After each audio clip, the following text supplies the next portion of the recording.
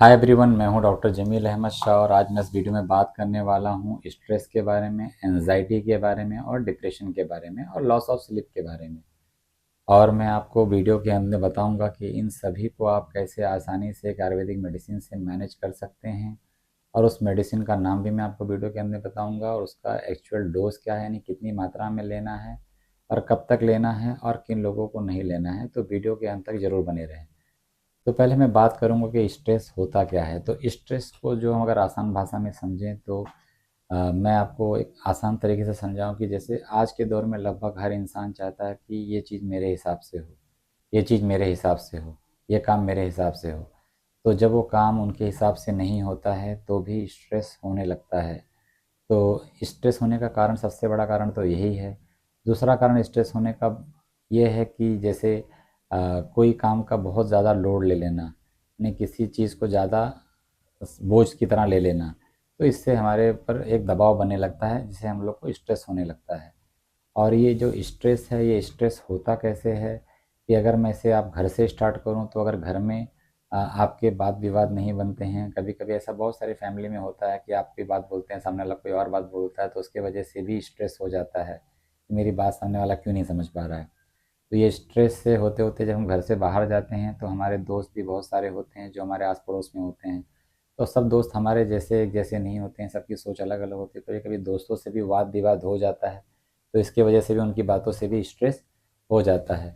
और ये घर से स्टार्ट हुआ स्ट्रेस और दोस्तों की बातों से भी स्ट्रेस हो जाता है। फिर उसके बाद में जब हम कहीं जॉब करते हैं या बिजनेस करते हैं तो जॉब की जगह पर भी जैसे बॉस ने ज़्यादा काम दे दिया है या टारगेट दे दिया है, टारगेट का टाइम कम है, उसकी वजह से भी स्ट्रेस हो जाता है। या हमारे साथ में जो जहाँ पर जॉब प्लेस पे हम काम करते हैं वहाँ की भी जो ऑफिस पॉलिटिक्स होती है उसकी वजह से भी स्ट्रेस हो जाता है। तो ये सब स्ट्रेस ऑफिस में भी होता है। या जहाँ बिजनेस करते हैं, बिजनेस में जहाँ हम काम कर रहे हैं, टाइम पे काम नहीं हो पा रहा है, टाइम पे प्रोजेक्ट पूरा नहीं हो पा रहा है, तो प्रोजेक्ट पूरा ना होने की वजह से भी स्ट्रेस हो जाता है। बहुत लोगों को फाइनेंशियली प्रॉब्लम स्ट्रेस रहता है कि जैसे ईएमआई का दबाव रहता है, पैसे का लेन देन का दबाव रहता है, बहुत सारे खर्चों का दबाव रहता है, उसका भी स्ट्रेस हो जाता है। और इस तरीके से स्ट्रेस जो है ये स्ट्रेस बनता चले जाता है। तो हम ये स्ट्रेस, हम जब जाते हैं बिस्तर पे तो बिस्तर पे भी ये स्ट्रेस जब लंबे समय हमारे साथ रहता है तो हमें नींद आने में प्रॉब्लम होना चालू होती है। यानी धीरे धीरे देखो, आपने देखा हो जब स्ट्रेस बहुत रहता है तो नींद नहीं आती है, तो नींद डिस्टर्ब होना चालू हो जाती है, तो कभी कभी नींद भी उड़ जाती है। तो जब नींद नहीं आती है तो फिर एक काम चालू होता है, इसको बोलते हैं सोचना, यानी जिसे कहते हैं ओवर थिंकिंग।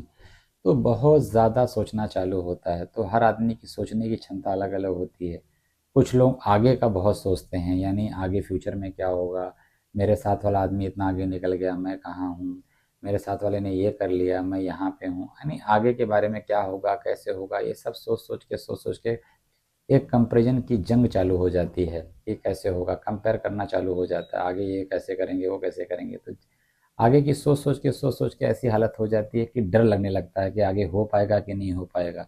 तो जितना हम आगे के बारे में सोच सोच के विचारों में ही सोचते रहते हैं। एक्शन लेना अच्छी बात है, आगे के बारे में सोचना अच्छी बात है, लेकिन वो एक्शन में। लेकिन हम जब सिर्फ सोचते ही रहते हैं तो वो एक तरह से एंजाइटी का रूप ले लेता है, यानी हम डरने लगते हैं आगे क्या होगा, होगा कि नहीं होगा। तो इसे हम एंजाइटी कहते हैं। यानी जितना आप ज़्यादा आगे के बारे में सोच सोच कर डरते रहेंगे उतना आप एंजाइटी के शिकार हो जाएंगे, जिसे हम लोग डर कहते हैं या भय भी कहते हैं। और कुछ लोगों का रात में जाकर सोचना ये होता है कि कुछ लोग पिछली बातें सोचते रहते हैं कि अरे यार ऐसा नहीं होना चाहिए था, काश मैं ऐसा कर लेता। या कोई बहुत ही अपना खास दोस्त रहता है, उसकी अगर डेथ हो गई है, उसकी बातों को सोचते रहते हैं, ये भी होता है। या कोई और भी बातें जो बीत चुकी हैं उसके बारे में सोचना, या कोई नुकसान हमने उठा लिया था पिछला, उसके बारे में सोचते रहना। तो हमें दिमाग याद दिलाते रहता है, यानी नेचर के हिसाब से। तो जब पिछली बातों को सोच सोच के हम दुखी होते रहते हैं, जो आदमी दिन भर पिछली बातों को सोच सोच के पिछली बातों को सोच सोच के दुखी होते रहता है, तो उससे हो जाता है आ, उसको उदासी सी हो जाती है, अवसाद जिसको हम लोग आयुर्वेद में कहते हैं, यानी जैसे हम लोग डिप्रेशन कहते हैं, यानी ऐसा आदमी डिप्रेशन में रहेगा। तो जो ज़्यादा आगे के बारे में सोच सोच के डरते रहता है कि क्या होगा, होगा कि नहीं होगा, तो उससे एंजाइटी हो जाती है। जो पीछे के बारे में सोचते रहता है कि यार ऐसा हो गया, ऐसा नहीं होना चाहिए था, ये क्यों हो गया, पिछली बातों को सोच सोच के विचारों में चलते रहता है, ऐसे इंसान को डिप्रेशन हो जाता है जो लंबे समय चलते रहता है। तो ये डिप्रेशन और एंजाइटी इसी को कहते हैं। तो इस तरीके से स्ट्रेस ने देखो नींद को ख़राब किया, जैसे लॉस ऑफ स्लीप बोलते हैं। फिर लॉस ऑफ स्लीप से क्या हो गया, ओवर थिंकिंग से एंजाइटी, एंजाइटी से डिप्रेशन, ये सब चालू हो जाता है। अब नींद ना आने से क्या होता है, नींद जो है वो बॉडी को रिपेयर करती है। जब इंसान रात में सही से सो नहीं पाता तो बॉडी रिपेयर नहीं होती, तो सुबह आदमी की बॉडी थकी थकी रहती है, तो एकदम थका थका इंसान रहेगा। देखो आपने बहुत लोगों को देखा कि रात में जब वो बिस्तर पे जाते हैं तो बोलते हैं यार बेमतलब हाथ पैर दर्द हो रहा है, बेमतलब बॉडी में हरेसमेंट हो रहा है, बेमतलब बॉडी में थकान सा हो रहा है। तो इसका मतलब है कि वैसा व्यक्ति स्ट्रेस बहुत ज़्यादा ले रहा है, उसे स्ट्रेस मैनेज करने की ज़रूरत है। तो एक तरह से ये भी स्ट्रेस की एक निशानी है। तो ये स्ट्रेस इस तरीके से बॉडी पे प्रभाव डालता है, नींद उड़ा देता है, एंजाइटी डिप्रेशन की तरफ ले जाता है।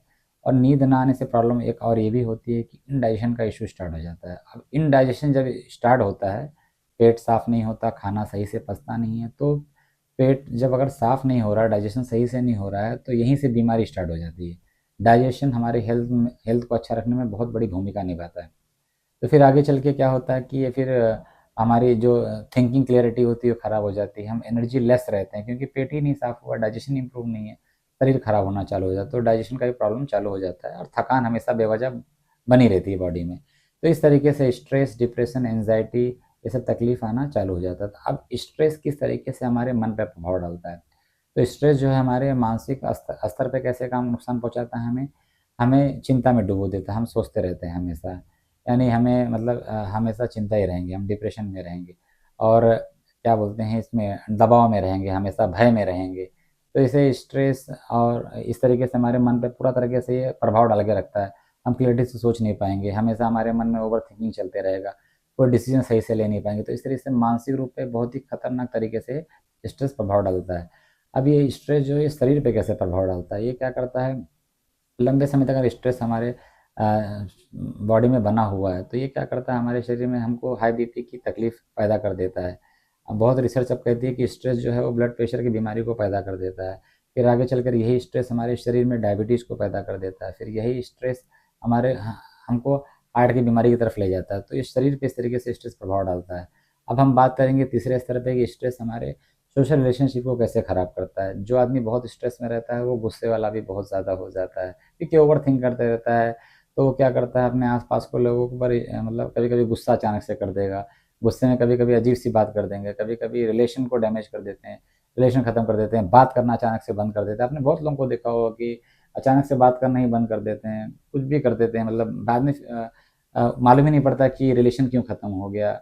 ऐसे विवाद हो जाता है आपस में, तो स्ट्रेस, ये उनके अंदर स्ट्रेस रहता है, तो उसकी वजह से वो गुस्से में रिलेशन ख़राब करते हैं। अब ये जब सोसाइटी में ये सब चीज़ें लोग देखते हैं कि यार ये आदमी कभी कुछ बात करता है, कभी गुस्सा हो जाता है, कभी ऊट-पटांग बात बोल देता है, कभी कुछ बोल देता है, ऐसे जब सोसाइटी के लोग समझ जाते हैं बातें, तो वो वो लोग क्या करते हैं, दूरी बनाना चालू करते हैं। तो जो आदमी स्ट्रेस में रहता है फिर वो अकेला होने लगता है, अकेलापन उनको होने लगते हैं, अकेले होने, फिर अकेलापन महसूस होने लगता है। फिर वो आदमी और दुखी और तकलीफ़ चालू हो जाता है। जब आदमी अकेला हो गया किसी से बात करने के लिए तो ये तकलीफ़, स्ट्रेस और एंग्ज़ायटी और बढ़ने लगती है। तो इस तरीके से जो एंग्ज़ायटी है वो किस तरीके से मानसिक तौर पे, शारीरिक तौर पे और सोशल तौर पे डैमेज करती है। अब ये स्ट्रेस एक कारण से और बनता है कि आज सोशल मीडिया का दौर है। लोग फ़ेसबुक पे हैं और यूट्यूब पे हैं, बहुत सारे सोशल मीडिया के जो साधन हैं, उसपे फ़ोटो डालते रहते हैं। हर आदमी अपनी खुशी के लिए डालता है। तो आजकल घूमना कम है, फ़ोटो ज़्यादा डालना का सिस्टम चालू है। खाना खाते कम है, फ़ोटो ज़्यादा डालते हैं। तो लोग देखते हैं यार फलाना जगह, फला दोस्त वहाँ पे घूमने चला गया, अरे यार मैं घूमने नहीं गया। तो ये कंपैरिज़न से भी स्ट्रेस पैदा होता है, फ़ोटो देख के। फला आदमी यहाँ बैठा है, मैं वहाँ यहाँ बैठा हूँ, तो इससे भी कंपैरिज़न चालू होता है। अरे फला आदमी का वीडियो को इतना व्यूज़ आ गया, अरे फला आदमी मुझसे पीछे स्टार्ट किया, ये इतना आगे निकल गया, अरे फला आदमी का क्या पहना हुआ है, फला आदमी का कितना अच्छा है। तो हर आदमी की अपनी जर्नी होती है। वो उन्होंने जो, हो सकता है कि वो कोट पहन पहन के भी खड़े होकर या अच्छी जगह खड़े होकर भी स्ट्रेस में हों, खाली फ़ोटो अच्छी डाल रहे हों। तो हर आदमी को हम नहीं जानते वहाँ तक कि वो कोई भी आदमी हो, आपका दोस्त हो, कोई भी हो, कि वो अच्छा पहन के ओढ़ के अगर फ़ोटो खींच कर डाला है तो इसका मतलब वो स्ट्रेस में नहीं है। तो उसको कंपैरिज़न नहीं करना चाहिए, लेकिन एक ह्यूमन नेचर है, हम कंपेयर कर लेते हैं, कर बैठते हैं, सब कुछ समझने के बाद भी, तो इससे वजह से भी स्ट्रेस पैदा हो जाता है। तो इन सब चीज़ों को तो हम हटा नहीं सकते, ऑफ़िस से हट नहीं सकते, बिज़नेस का काम करना बंद नहीं कर सकते हैं, लोगों से मिलना-जुलना बंद नहीं कर सकते, लोगों से रिलेशन रखना ही है, हर जगह उठना-बैठना ही है, तो स्ट्रेस तो आता ही रहेगा। तो ये सबको हटा नहीं सकते, लेकिन हम अपने स्ट्रेस को मैनेज कर सकते हैं, यानी कंट्रोल में रख सकते हैं। तो इन सभी चीज़ों को, जैसे स्ट्रेस है, एंग्ज़ायटी है, डिप्रेशन है, इन सभी चीज़ों को, या नींद है, नींद नहीं आ रही बराबर से, ओवरथिंक हो रहा है, इन सभी चीज़ों को अच्छे से मैनेज करने के लिए मैंने काफ़ी स्टडी किया, तो मुझे 4 आयुर्वेदिक हर्ब्स के नाम पता चले। जो पहला हर्ब है वो है अश्वगंधा, दूसरा है तगर, तीसरा है शंखपुष्पी, चौथा है ब्राह्मी। ये 4 आयुर्वेदिक हर्ब्स हैं।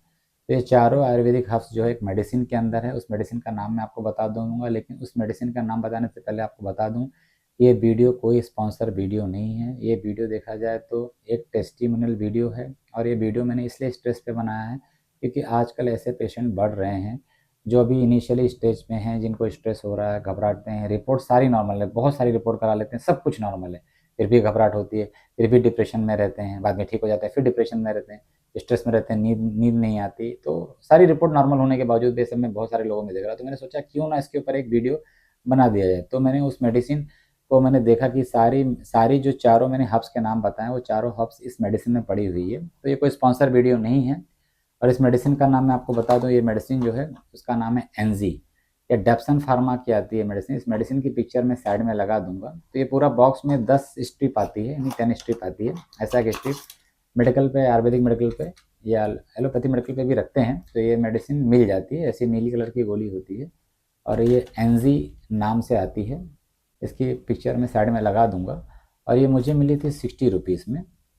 और इसके अंदर जो है अश्वगंधा भी है, तगर भी है, शंखपुष्पी भी है। तो ये सब चीज़ें पड़ी हुई हैं। तो ये सारे कॉम्बिनेशन जो है एकदम अच्छी मात्रा में है, और मैं काफ़ी पेशेंट को ये लिखता हूँ, तो इसके रिजल्ट भी अच्छे मिलते हैं।